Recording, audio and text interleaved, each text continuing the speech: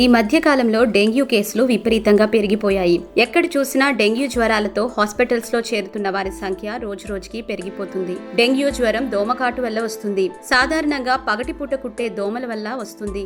Aedes aegypti అనే దోమకాటు వల్ల ఈ వ్యాధి ఒకరి నుంచి మరొకరికి వ్యాపిస్తుంది. డెంగ్యూ వ్యాధి లక్షణాలు. డెంగ్యూ వ్యాపించిన 4 నుండి 6 రోజులకి లక్షణాలు కనబడతాయి. హఠాత్తుగా జ్వరం ఎక్కువైపోవటం, తీవ్రమైన తలనొప్పి రావటం, ఎముకల నొప్పి, జాయింట్లలో నొప్పి కలగటం, నీరసం, వాంతులు, శ్వాస తీసుకోలేకపోవటం, చర్మంపై ర్యాషెస్ ఇటువంటి లక్షణాలు డెంగ్యూ వ్యాపించినప్పుడు కనబడతాయి. ఇలాంటి లక్షణాలు కనబడితే వెంటనే డాక్టర్ ని సంప్రదించండి. డెంగ్యూ వ్యాధి రాకుండా ఉండాలంటే మన చుట్టుప్రక్కల పరిసరాలను పరిశుభ్రంగా ఉంచుకుని దోమలు చేరకుండా చూసుకోవాలి. జ్వర లక్షణాలు కనిపిస్తే వీలైనంత త్వరగా వైద్య పరీక్ష చేయించుకోవాలి. ద్రవ పదార్థాలు అధికంగా తీసుకోవాలి. రాత్రిపూట బాగా నిద్రపోవాలి. దోమతెరలు వాడాలి. నీరు నిలువ లేకుండా చూసుకోవాలి.